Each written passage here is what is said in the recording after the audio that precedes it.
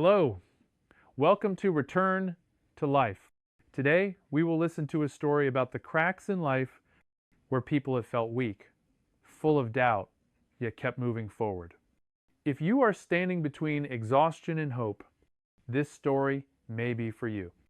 The neurosurgery wing of UC San Diego Medical Center was silent at 3:07 a.m., wrapped in the sterile hush that only hospitals could hold.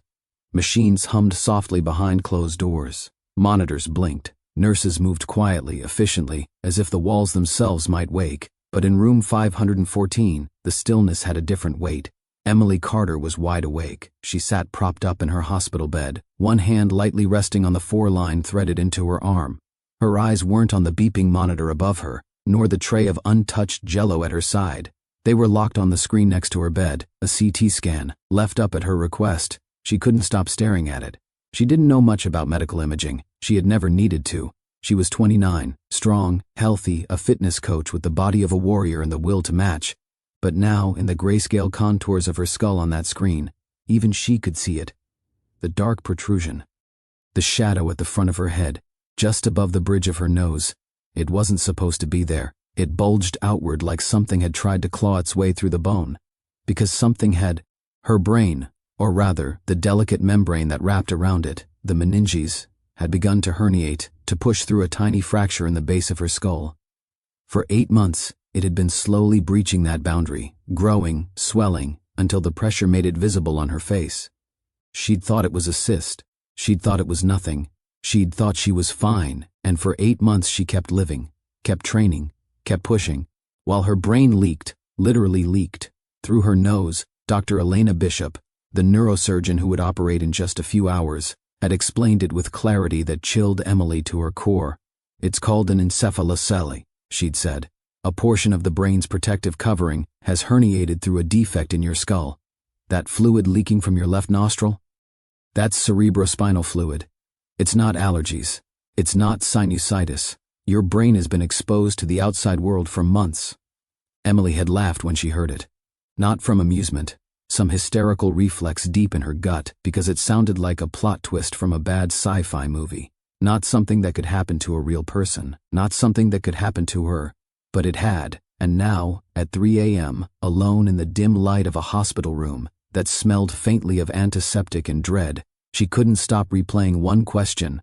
How the hell did I miss this? She had built her life on listening to her body, reading its signals, responding to its needs, pain, fatigue, tightness, strain. She had trained herself to notice everything. And yet, she'd missed this. The biggest signal of all. Not just missed it, ignored it. 8 months ago she was thriving, training 5 days a week, coaching 7 days, eating clean, building a brand on Instagram, planning her first national fitness competition. And now she was about to go into brain surgery because she thought post-nasal drip was normal. Her jaw clenched, then relaxed. She felt the pressure of her pulse in her fingers. The 4 beeped once. The scan still glowed, unchanged. She didn't know what was worse, that this was happening, or that it had been happening right in front of her, and she'd called it allergies. Outside the window, the California night stretched cold and wide. She wished it would rain. Maybe then she could pretend the water on her cheeks wasn't from tears. The door creaked open gently. A nurse peeked in. "You doing okay, Emily?" Emily nodded slowly. "Can you leave the scan on, just for a bit longer?" "Of course." The door closed again with a soft click. Emily turned back to the screen. Her reflection hovered faintly in the glass. Pale face. Dark circles under her eyes. That unmistakable bump, centered like a curse between her eyebrows, soft and growing. She reached up and touched it. Still there. Still hers. Still unbelievable. Then came the voice inside her. The one she hadn't been able to shut off since the diagnosis. What else am I missing? What else did I call nothing that was something? She breathed in through her nose, felt the hollowness of it, that strange emptiness where scent should have lived. Her life had changed before, of course, breakups, injuries, career pivots, but this was different. This was existential. This was survival. She let her hand fall back to her lap, then closed her eyes, and as she sat there in silence, another voice crept in. This one didn't come from fear or panic. It came from a deeper place. It asked not about her, but about others. There are people out there right now, just like me, They're walking around with strange symptoms, a runny nose, a weird bump, a headache that won't quit. They've Googled it, downed some antihistamines, maybe laughed it off. They're still going to work, still showing up, still convincing themselves it's no big deal. They're in the most dangerous stage, the stage where you believe you're fine. They don't realize they're making a fatal mistake. That silence from your body isn't always a sign of peace. Sometimes it's the calm before the catastrophe. And if they keep going, keep trusting that everything's fine because a scan once said so, because a doctor glanced at a chart and moved on, then someday they might end up here, like me, staring at an image of their own skull and wondering if it's too late. Not everyone gets a second chance. I almost didn't. 3 months before she would wake up in a neurosurgery unit with a hole in her skull, Emily Carter was at the peak of her game. Her mornings started at 4:45 a.m., long before the Arizona sun broke the horizon. Her alarm tone was the sound of waves, not because it was relaxing, but because it reminded her of motion. She didn't believe in snoozing. Snoozing was a luxury for people who weren't chasing something. She was chasing everything. By 5:15, she was already deep into her warm-up sets at Iron House, the high-end gym in downtown Phoenix, where she worked as a senior fitness coach and led elite group training. Her movements were sharp, mechanical, precise. Her form, impeccable. Her drive, relentless. Millie wasn't just fit. She was sculpted, 5'7", all lean muscle and kinetic grace. There was a particular kind of confidence in the way she walked through the gym. People moved aside, not out of fear but respect. She'd earned that. He had over 42,000 followers on Instagram, and every post, whether it was a deadlift PR, a no-makeup selfie, or a motivational quote about discipline, was met with a flood of fire emojis and DMs asking about her training plan. Clients loved her, men admired her, women wanted her results and trusted her to help them get there. Emily was never just coaching bodies. She was coaching identities, making people believe they were capable of more. Because she believed that about herself. Always more, always forward, no excuses. There were days she trained until her shirt was soaked through with sweat and her hands were raw from the bar. And when people asked how she stayed so consistent, she'd smile and say, "Discipline isn't something you're born with, it's something you bleed for." But lately, that edge had been sharpening into something else, something harder. 3 months before the hospital, Emily's personal life imploded. The man she'd been with for nearly 3 years, Alex, had been texting his ex, not just once, not a one-off mistake. Repeated messages, late-night conversations, heart emojis where there should have been boundaries. She found them while scrolling through his iPad, left unlocked on their kitchen counter. He didn't confront him with tears. She didn't scream. Emily packed a single bag, left a note, and moved into a short-term rental the same night. He didn't look back. But what she didn't say out loud, not to her clients, not to her mother, not even to Jasmine, was that the breakup had carved something out of her, a hollow ache right beneath her sternum that refused to fill. So she trained harder. She turned pain into fuel, heartbreak into hypertrophy. She increased her volume, pushed her cardio to double sessions, started prepping meals for competition even though she hadn't officially signed up yet. 12 weeks out from the Arizona regional cross to fit open, she knew she had a real shot. Her coach had pulled her aside after a brutal EMOM circuit and said, "You're moving like a top 3 finisher. Don't let up now." ND. She didn't burr. He upped her macros, dialed in her supplementation, and filmed her lifts for review every night. She even took cold showers, not for recovery, but for mental toughness. Ika's weakness was not an option. Not anymore. Millie Carter had always believed that strength was a choice. You either showed up for yourself, or you didn't. You either gave 100%, or you gave up. Simple. What she didn't see, what none of them saw, was how close she was to the edge, that all that steel she'd built around herself was hiding fractures of its own. Her days were packed, hourly clients in the morning, group classes at noon, social content in the afternoon, training again in the evening, meal prep, mobility work, and editing videos for sponsors late at night. Sleep became optional, coffee became intravenous. And under it all was that silent mantra, keep going, keep moving, don't stop long enough to feel. Jasmine noticed, "You okay?" She'd ask, dropping by Emily's apartment with Thai food and a frown. "I'm good," Emily would reply, smiling too quickly. "Dialed in, focused, you look tired." "I'm training hard," That's the point. Jazz didn't push. She knew better than to argue with Emily when she was in warrior mode. But something about her friend's eyes, hollow, wired, unblinking, made her nervous. Emily didn't just look like someone chasing a goal. She looked like someone outrunning something. And maybe she was. Maybe she thought if she moved fast enough, lifted heavy enough, stayed perfect enough, then the pain wouldn't catch her. She told herself that everything she felt, the tightness in her shoulders, the fatigue creeping into her bones, the slight headaches that came and went, were all normal. Just signs of intensity, just the cost of greatness. Until one Saturday morning changed everything. The accident didn't happen during a competition. It didn't happen under a barbell. It didn't happen in some dramatic, heroic moment. It happened on a quiet Saturday morning, the kind Emily Carter loved the most. The air in Phoenix was cool for once, just before sunrise, when the city still belonged to runners, cyclists, and people trying to outrun their thoughts. Emily laced up her shoes, slipped her headphones in, and stepped out onto the sidewalk with the familiar sense of control settling into her chest. Running was where she thought best. Running was where she felt untouchable. She took the same route she always did, a 6-mile loop through her neighborhood, past the park, across a stretch of uneven sidewalk she'd crossed 100 times before. Her pace was strong, her breathing steady. Music pulsed through her ears, syncing perfectly with the rhythm of her feet hitting the pavement. She was thinking about her training plan, about how she'd shave 30 seconds off her mile time, about how she'd prove, to herself more than anyone, that she didn't need anyone else to be whole. She never saw the raised slab of concrete. Her right foot clipped it at full stride. The world tilted violently. For a split second her body did what it always did, tried to correct, to recover, to fight gravity. But momentum won. Her arms flailed, her center of mass pitched forward. And then there was impact. Her forehead slammed into a metal street sign with a dull, sickening crack. Pain exploded behind her eyes. White light flooded her vision. Her headphones flew off. Her knees scraped the pavement as she crumpled to the ground, stunned, breathless, confused. For a few seconds she didn't move.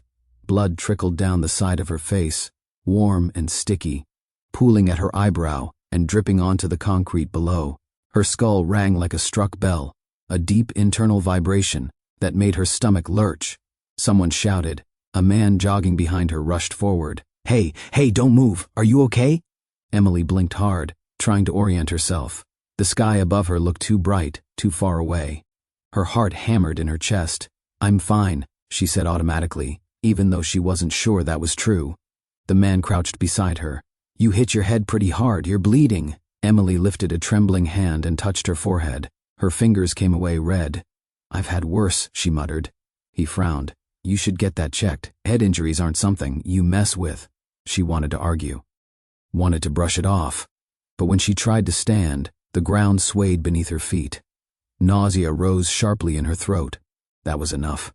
An Uber was called. Emily sat on the curb, pressing a clean shirt against her head, telling herself she was just shaken up. That this was inconvenient, not dangerous, annoying, not serious. By the time she reached the emergency room at Banner University Medical Center, the adrenaline had worn off. The headache had set in, a deep, pulsing pressure that wrapped around her skull like a tightening band.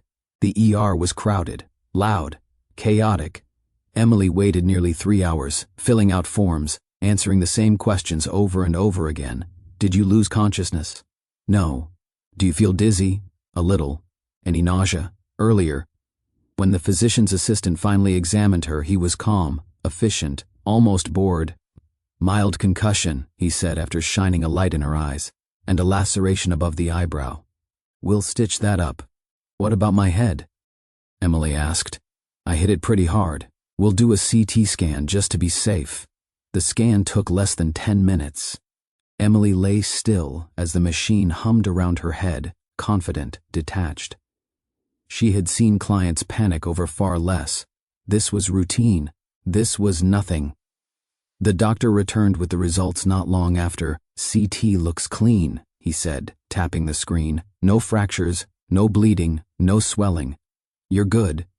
Emily exhaled, relief washing through her body. So I'm fine? You're fine, he repeated. Take it easy for a few days. No intense workouts. If you experience severe headaches, confusion, vision changes, come back. She nodded. Got it. They stitched her up, handed her discharge papers, and sent her home with instructions she barely read. And just like that, the moment passed. The system had spoken. The scan was clear. The doctor had said the words that mattered most. "You're fine." Emily went home, took a shower, swallowed a couple of painkillers, and posted an Instagram story later that night. Just a black screen with white text. "Minor fall. All good. Back at it soon." The likes rolled in, the comments followed, tough as nails, "Beast. Nothing keeps you down." She smiled at her phone, unaware that something had already gone terribly wrong, because what the scan didn't show, what no one caught, was the hairline fracture at the base of her skull, a tiny crack in a bone so thin it was almost translucent, the cribriform plate, the fragile barrier between her brain and her nasal cavity. It wasn't dramatic, it wasn't obvious, but it was there. And from that moment on, every step Emily took, every workout she crushed, every time she bent forward or strained, pressure built. Slowly, invisibly. Her body had been damaged in a way that didn't scream, it whispered. 3 weeks later, she noticed the first sign. She was brushing her teeth, leaning over the sink, when something cold dripped from her left nostril.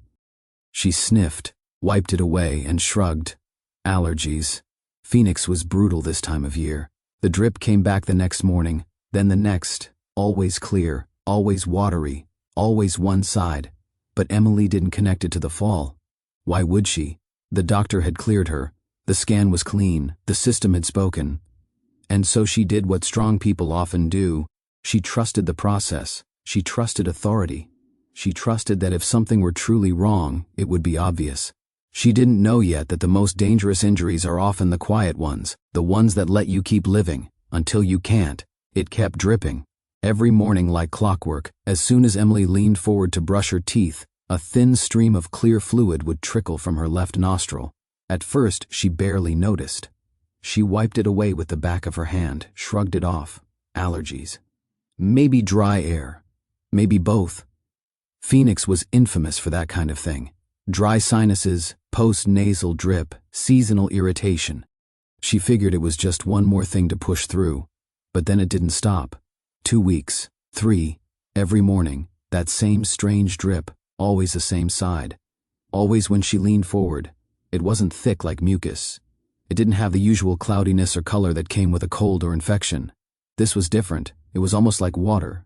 No, thinner than water, like tears and cold. She noticed that part more than once. The liquid felt oddly cold as it left her nose. Not from the temperature of the room, but something deeper, more internal, like it didn't belong. By the 4th week, she had started carrying tissues everywhere, tucking them in her sports bra, stuffing them in her gym bag, crumpling used ones in the cup holder of her car, and still, she didn't slow down. Training continued. Clients, classes, Instagram posts. She told herself it was nothing, that it would pass. She told Jasmine casually, over protein smoothies one afternoon. "I think I've got seasonal allergies or something," Emily said, wiping her nose with the back of her wrist. Jasmine raised an eyebrow. "You've never had allergies." "I'm turning 30. Maybe my body's getting weird." Jazz wasn't convinced. "Only one nostril?" "Yeah, clear fluid?" Emily nodded. "You should see someone about that." Emily waved her off. "I will, eventually. Just not urgent, you know? I feel fine." That was her go-to phrase. "I feel fine." She kept saying it, even when the dripping got worse, even when it started happening in the middle of workouts, during planks, during squats. Every time she bent forward, the drip returned, steady, insistent, unavoidable. By mid-January, another symptom appeared. She noticed it in the mirror. At first it was so subtle she thought she imagined it. A faint swelling between her eyebrows, just off-center to the left. She touched it gently. It didn't hurt. It felt soft under the skin, not firm like a pimple or deep like a cyst, just a little bump. Probably hormonal, she told herself. Probably nothing. But by the following week it hadn't gone away. In fact, it looked slightly bigger. Barely the size of a marble, but enough to catch the light when she turned her head. She started wearing a headband to cover it, told herself she'd get it looked at next time she was due for a checkup.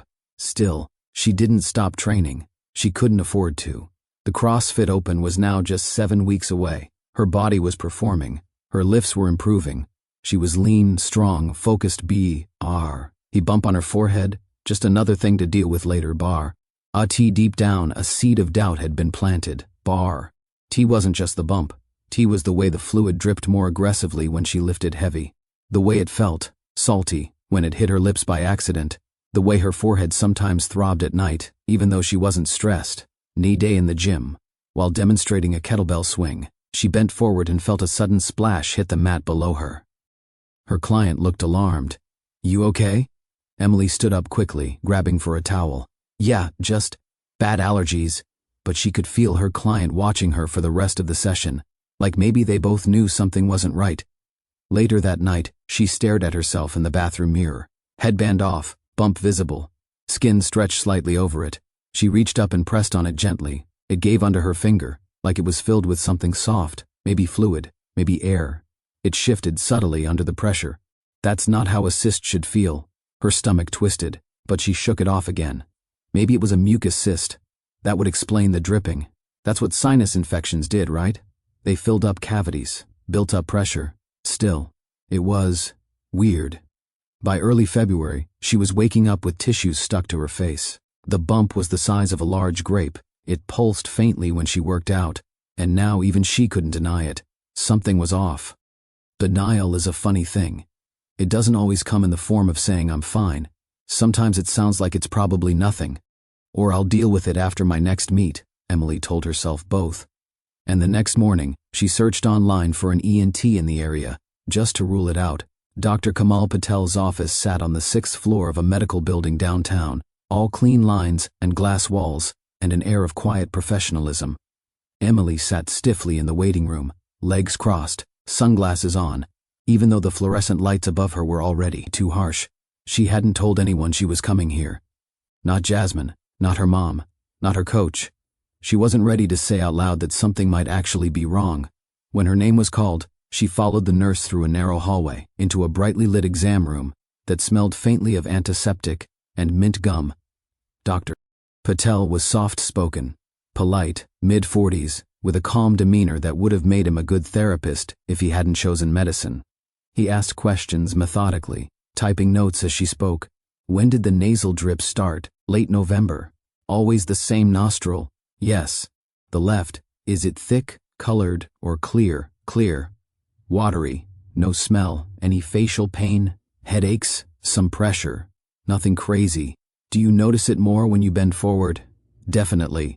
He paused, then gently tilted her chin up to examine her nostrils with a slim camera. Huh, he murmured. Huh, is not comforting, Emily muttered. He smiled faintly. I'm just trying to rule a few things out. Have you had sinus issues before? Never. He turned back to his notes. There's some inflammation in your ethmoid sinus. That could explain the dripping. It's likely chronic sinusitis, sometimes caused by trauma. The bump may be a mucus retention cyst, which forms when drainage gets blocked. Emily exhaled, relief rushing through her. So, nothing serious? Chronic? Yes. Serious? No. We'll try a round of antibiotics, a corticosteroid nasal spray, and a follow-up in 4 weeks. If symptoms persist, we can consider surgical drainage, but most patients improve with medication. He printed out prescriptions, told her to stay hydrated, reassured her with a kind but confident smile. You're going to be fine. She left feeling lighter, even as her forehead still pulsed beneath her headband. Sinusitis. That was manageable. That was common. That wasn't her brain. She picked up the meds, started them that night, and for the next 10 days she waited for things to get better. They didn't. The fluid didn't stop. The bump didn't shrink. If anything, it got worse. By March, it had grown to the size of a small egg. No longer just a cosmetic nuisance. Now it was unavoidable. Clients stared. Strangers stared. Her manager at the gym finally pulled her aside. Emily, I don't mean to overstep, but are you okay? She smiled tightly. It's nothing. Just a sinus issue. I'm handling it. But inside, she wasn't sure anymore.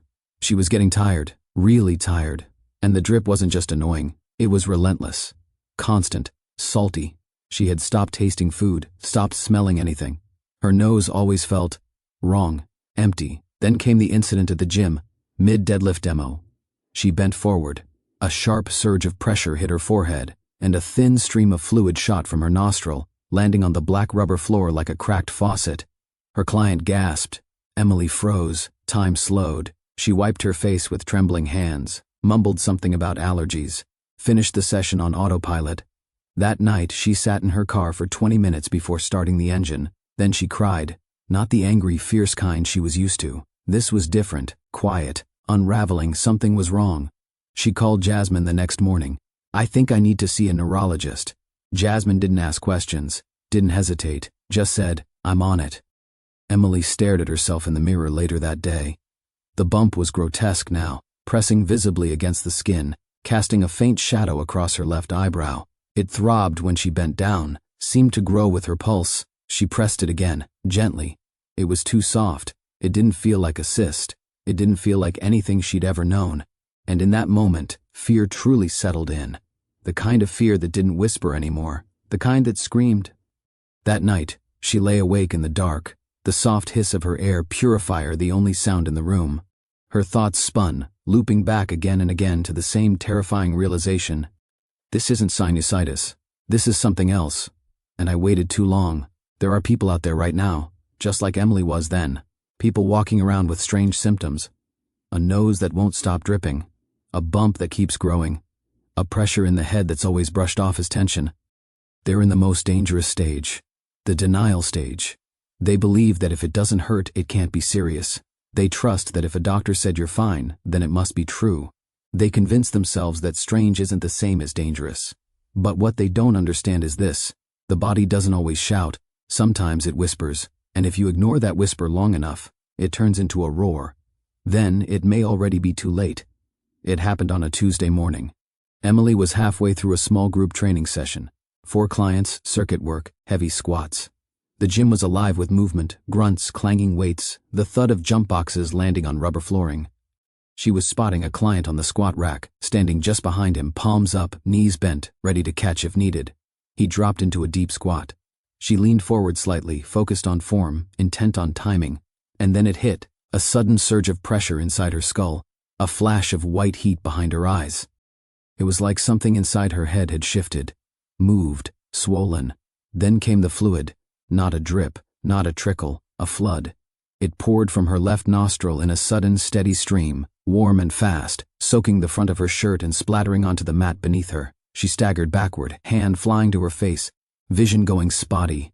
Oh my God, Emily, someone shouted. She tried to speak, to say I'm okay, but the pressure in her head was unbearable. It felt like her brain was pressing outward, trying to escape through her skull. The world tilted, her knees gave out. The last thing she saw was the horrified face of her client reaching for her. Then, darkness. When she came to, she was in motion. A siren wailed in the distance, low and far away at first, then closer, louder. She blinked against the bright lights overhead, her chest tight, her vision blurry. Emily, can you hear me? A man's voice. Calm, firm. You're in an ambulance. You fainted at the gym. Stay with me, okay? My head, she whispered. I know, we're almost there. Deep breaths. We've got you. Everything hurt. Her skull throbbed with a slow, sickening pulse. Her nose was wet again, dripping onto the oxygen mask. She couldn't move her arms, couldn't think. Then, UC San Diego Medical Center. The ER was a blur of motion and fluorescent lights. People in scrubs, voices shouting numbers, hands lifting, turning, checking vitals, shining lights in her eyes.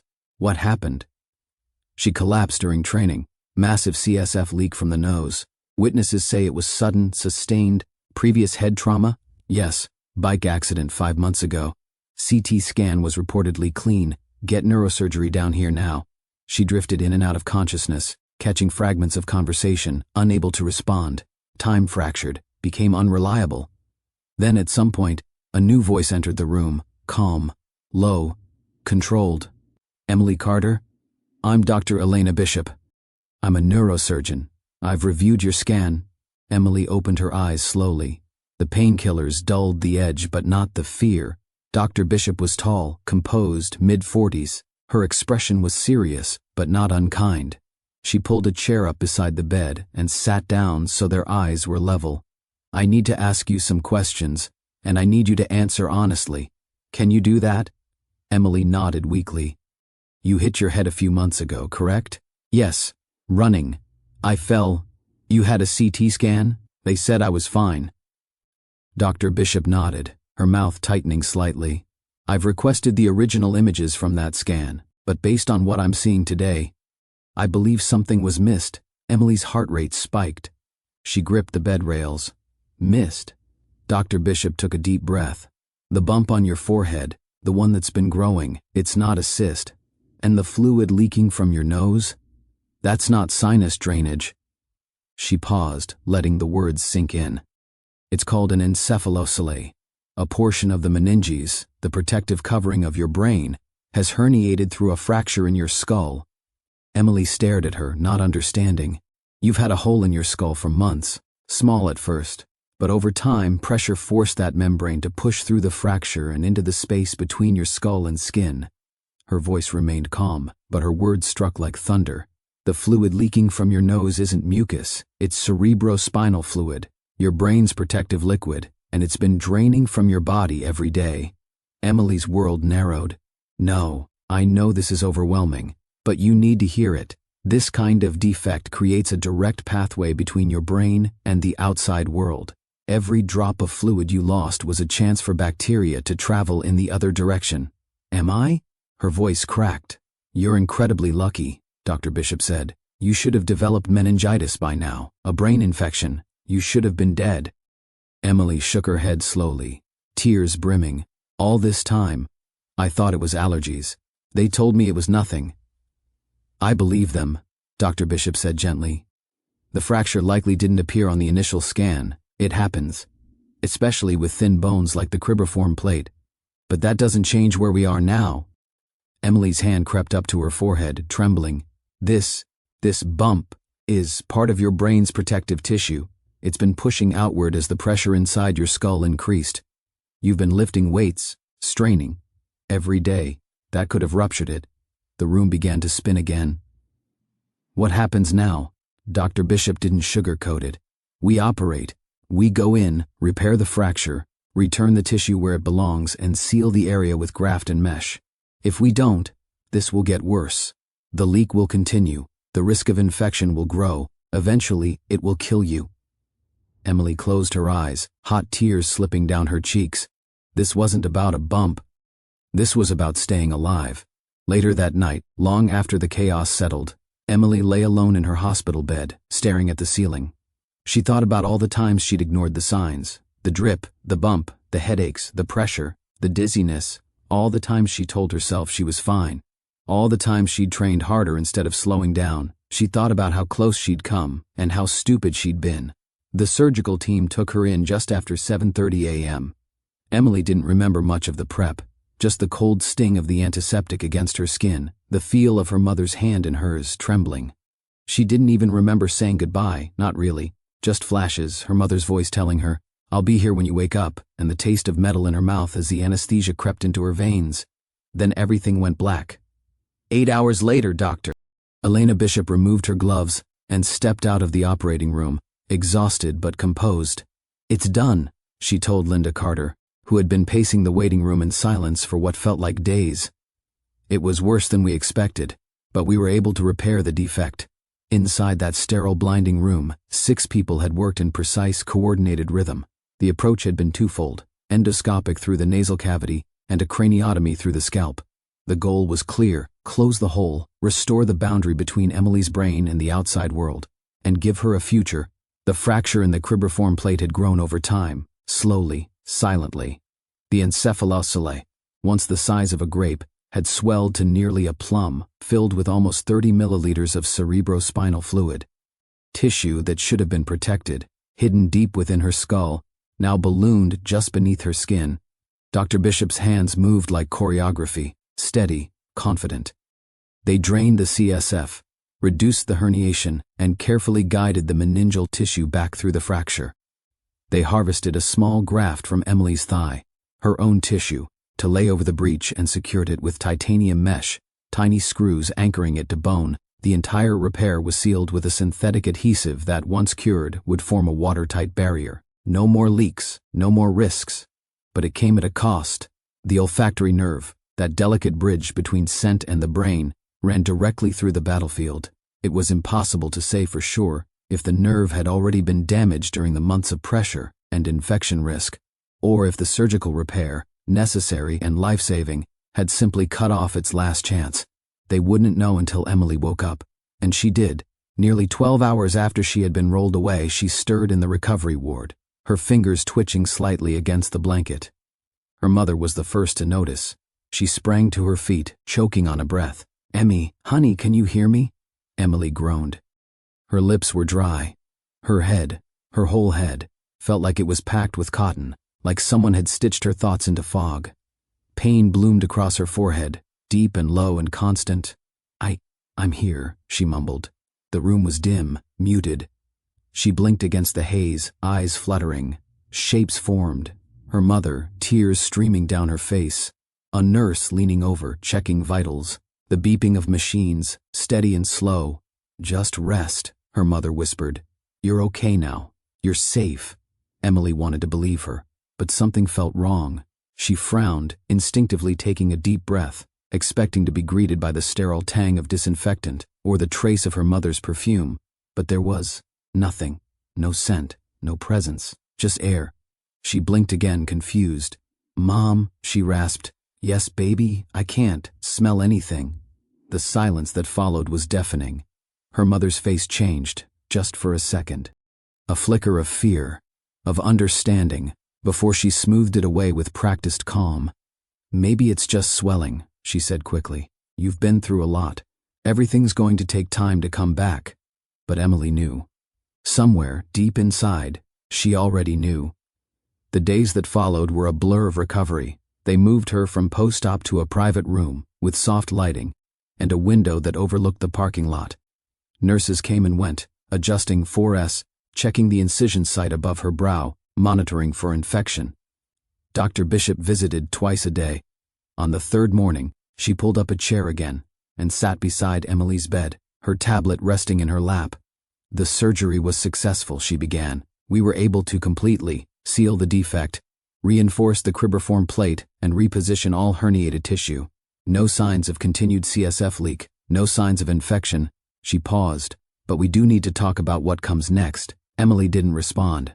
She just stared ahead, her fingers nervously pulling at the hem of the blanket. "Emily," Dr. Bishop said gently, "the olfactory nerve runs through the area we repaired. We did everything we could to preserve it. But there may have been damage, either from the original trauma or the pressure over time. So I won't smell again?" Her voice was flat.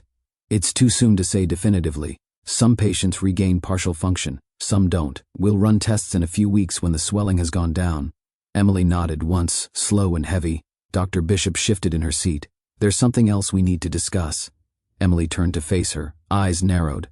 "I know CrossFit has been a big part of your life," the doctor said, "and I understand what it means to you, Millie braced herself. "But the reality is this. High-intensity workouts that involve straining, breath holding, or increased intracranial pressure, they're no longer safe for you, His words landed like a blow, "You're telling me I can't lift?" Emily said, barely above a whisper. "I'm telling you that the repair we made is strong, but not invincible. Heavy lifting could compromise it. You're at risk for reherniation, for fluid leaks, for worse." Emily turned away, her throat tight. It felt like grief, not just for what she'd lost, but for who she used to be. CrossFit wasn't just exercise, it was identity. It was control. It was the thing she turned to after her dad died, after every breakup, after every bad day. It was how she knew she was strong, how she proved it. Now it was gone, Few days later, they discharged her into her mother's care. She flew back to Arizona and moved into the guest room. The same room she'd painted as a teenager, the same room that still had trophies on the shelves and a cracked mirror on the closet door. Pain faded slowly. The bandages came off. The incision healed, The silence in her nose remained, He went through tests, as promised, scans, smell identification trials, essential oils. Nothing worked, Here was just absence. She couldn't smell the desert after rain, couldn't taste food the way she used to. Coffee was just warm, flowers were just colors. Her mother's hugs were missing the part that used to feel like home. And still, Emily tried to pretend. She journaled, she took long walks, she downloaded meditation apps, she read stories online. Others who'd lost their sense of smell due to trauma, tumors, COVID. Some found peace, Some didn't. What broke her wasn't just the loss of scent. It was walking past the garage and seeing her barbell set still leaning against the wall. It was opening Instagram and seeing the girls she used to train with now pushing PRs without her. It was waking up and not knowing what her body was for anymore. What am I supposed to do now? She asked her mother one night. Her voice cracked when she said it. She wasn't asking for advice. She was begging for a reason to exist in a life that no longer felt like hers. Linda Carter held her hand in the dark and whispered, "I don't know yet. But I do know you're still here, and that means something." 3 months had passed. The scar on Emily's forehead had faded, but she could still feel it. Tight, slightly raised, a pale line that curved just above her left brow. A reminder, a warning. The physical healing was mostly done. The incisions had closed, her balance had returned, and her energy, at least in bursts, had started to come back. But the rest of her, the parts you can't scan or stitch or numb, those were still in pieces. The mornings were the hardest. She would wake up in her mother's house with sunlight filtering through gauzy curtains and the weight of stillness pressing into her chest. The emptiness inside her nose, inside her head, was constant. Not painful anymore, just there, a void. She'd sit at the kitchen table staring at her coffee cup. She still made it the same way, black, 1 sugar, but she couldn't taste the difference, couldn't smell it. It might as well have been hot water. Most days, she poured it down the sink. Her mother was patient, gentle, too gentle. Emily could see the fear in her eyes when she lingered too long in silence, when she spent too much time staring out the window. Linda tried her best, but she didn't know what to say. She didn't know how to pull her daughter back from this place. Because Emily didn't know either. The barbell was gone now. Her mother had quietly sold it on Facebook Marketplace when Emily was still in the hospital. The space in the garage where she used to train was empty, swept clean. Sometimes she stood in that doorway and just looked at it. One Saturday morning, without thinking, Emily grabbed a hoodie and slipped out of the house before sunrise. She needed air, space, movement, something to remind her that she still existed in the world. She drove south until the highway curved toward the coast. The sky was just starting to bleed into blue when she parked near Torrey Pines and made her way down to the sand. It was quiet. The kind of quiet that only exists at dawn. Just the crash of waves, the occasional gull, the low rustle of breeze. She walked barefoot, her sneakers dangling from one hand, the cold Pacific lapping at her ankles. The air was sharp, salty, she imagined it anyway. Memory filled in the blanks where her senses had gone dark.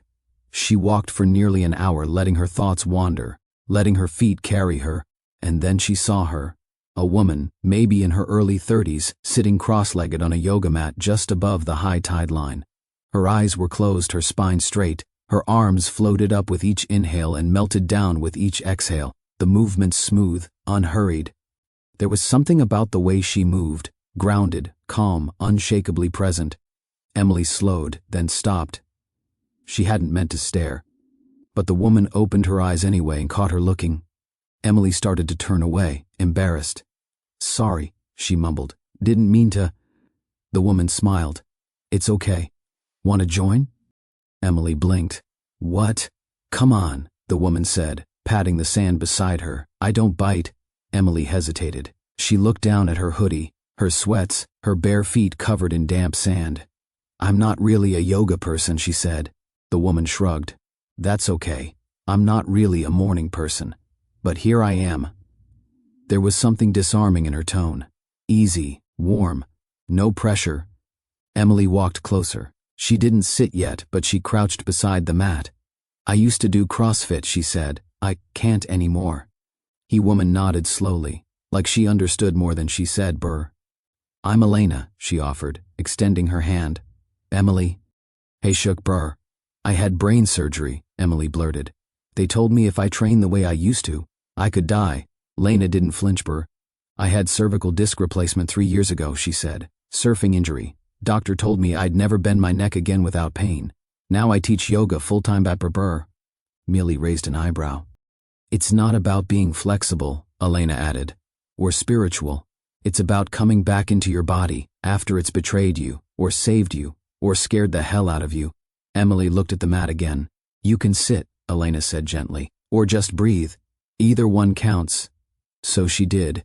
She sat, and for the first time in months she didn't feel like she had to be anything, not strong, not healed, just Here, Emily showed up again the next morning. No plan, no pressure, just a quiet instinct like her body was pulling her somewhere her mind hadn't caught up to yet. Elena was already there, sitting on her mat facing the sunrise, her silhouette a still figure against the rising light. She smiled when she saw Emily. "You came back." "Couldn't sleep," Emily said, dropping onto the sand. Elena offered her an extra mat. Emily hesitated, then took it. What followed wasn't a class. It wasn't even yoga, at least not in the way Emily had always imagined. Sweaty, flexible bodies doing headstands on Instagram. This was different. It was breath. It was slowness. It was permission. Some mornings, Emily just sat. Other mornings, she followed Elena's movements, cautious and curious. Cat-cow, child's pose, a slow standing forward fold that didn't make her head spin. And with every breath, with every soft inhale and grounding exhale, something inside her shifted. She didn't feel strong, not yet, but she didn't feel broken either. One morning, after a particularly quiet session, Elena turned to her and asked, "Have you ever thought about teaching?" Emily laughed, almost bitterly. "Teaching yoga? I can't even touch my toes." "You don't need to," Elena replied. "That's the whole point." Emily looked at her, skeptical. "I teach a trauma-informed class twice a week," Elena said, "for people recovering from injury, surgery, chronic pain. It's not about flexibility, it's about coming back to yourself. I think you'd be really good at it." Emily didn't answer at first. The idea felt foreign, even absurd. How could she lead others when she was still learning to trust her own body again? But that night, lying in bed, she couldn't stop thinking about it. Not the poses, not the job, the possibility. So she signed up for a training course, a gentle, accessible 200-hour certification focused on therapeutic movement. It took her 4 months to complete, and she moved slowly through every chapter, every assignment, her notebook full of highlighted phrases like body neutrality and restorative regulation. For the first time, her body wasn't a battlefield. It was a classroom, and by the time she stood at the front of a small mirrored studio, palms pressed together, greeting her first students, she didn't feel like the same woman who once bled out onto a gym floor. She felt like someone new, not someone stronger, someone softer, someone who had stopped demanding performance from her body, and had started offering it compassion instead. Her class grew slowly, word of mouth. A few physical therapists started sending patients her way, then a neurologist, then a local cancer recovery group. Some were older, some had survived strokes, spinal injuries, surgeries that changed their lives. Others, like her, had scars no one could see but them. And every time she guided them into stillness, into breath, into small movements that reminded them they were still here, Emily felt something bloom in her chest. She had lost her sense of smell. She had lost CrossFit, bar, UT. She had found this place where effort didn't mean strain, bar. Here healing wasn't measured in reps or time split, stop, bar. Here showing up was the win. Knee afternoon, after class, a woman in her 50s lingered behind. She was quiet, her movements slow. Emily had noticed the tremor in her hands during savasana, the way she cradled her right arm protectively. "Can I ask you something personal?" the woman said, rolling up her mat.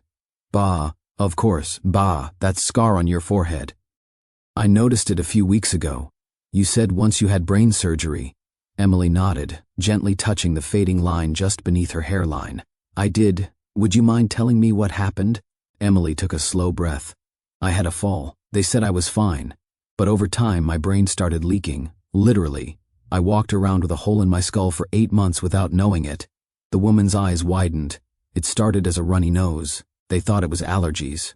Turned out to be cerebrospinal fluid. "Oh my God." "I know." Emily smiled softly. "It sounds insane, and it almost killed me." She watched the woman take that in, her posture softening. "But I'm still here," Emily added. "I lost some things along the way, my sense of smell, my identity for a while. But I found something else. A new way to move, a new way to live." The woman nodded, tears in her eyes. "Thank you for telling me." Emily helped her gather her things and watched as she stepped out into the sunlight, a little taller than when she came in. That evening, Emily sat on her apartment balcony and watched the waves roll in below. The air was cool. The ocean shimmered in the dusk. Somewhere inside, she imagined the smell of salt and seaweed and wind. She couldn't sense it, not really, but her body remembered, and that was enough. 1 year later, Emily Carter stood barefoot on a yoga mat facing the ocean. It was 6:03 a.m. The sky above San Diego was still a soft gradient of lavender and gold. 12 students moved with her, slowly and quietly, like petals opening toward the sun. Her voice was calm, even. Breathe in and breathe out. Let your shoulders drop. Let your jaw soften.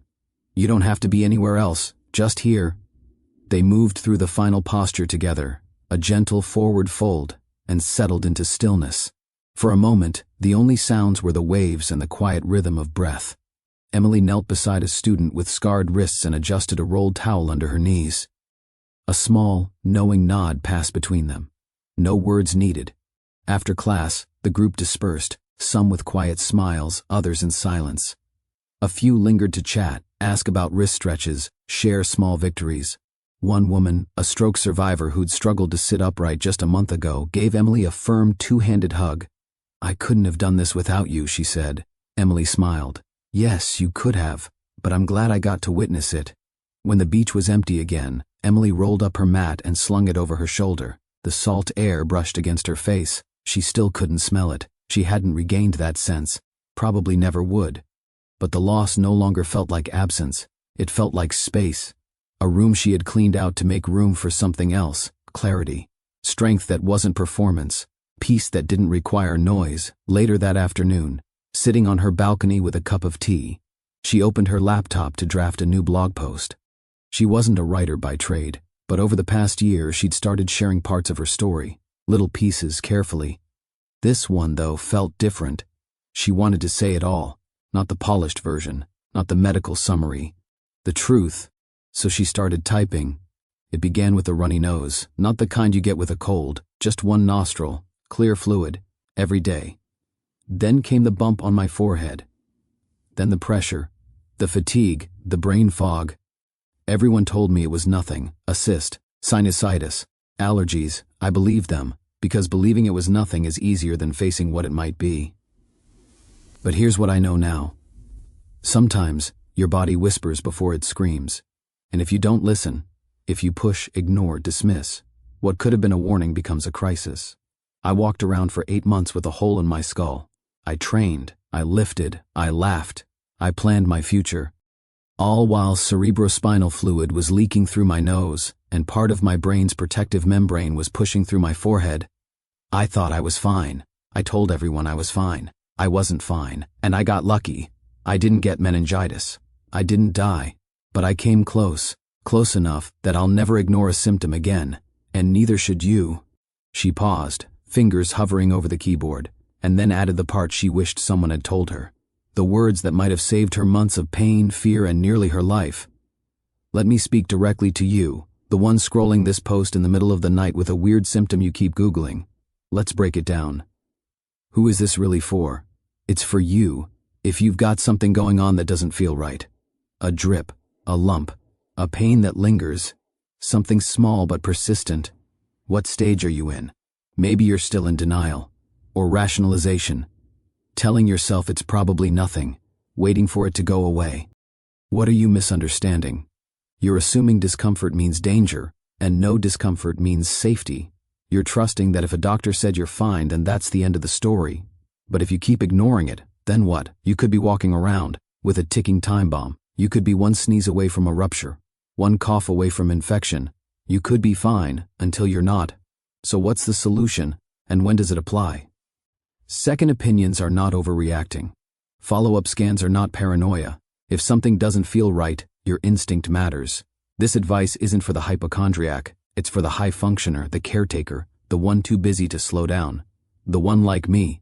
And what can you do in the next 24 to 72 hours? Book the appointment, ask for the scan, bring someone with you, write down your symptoms, push for answers, because the scariest moment of my life wasn't hearing I needed brain surgery. It was realizing I'd known something was wrong for months, and did nothing. She read it back twice, adjusted nothing, and hit post. It went up on her blog, and an hour later, she shared it on social media with a single line. If this makes you stop ignoring something you've been feeling, I've done my job.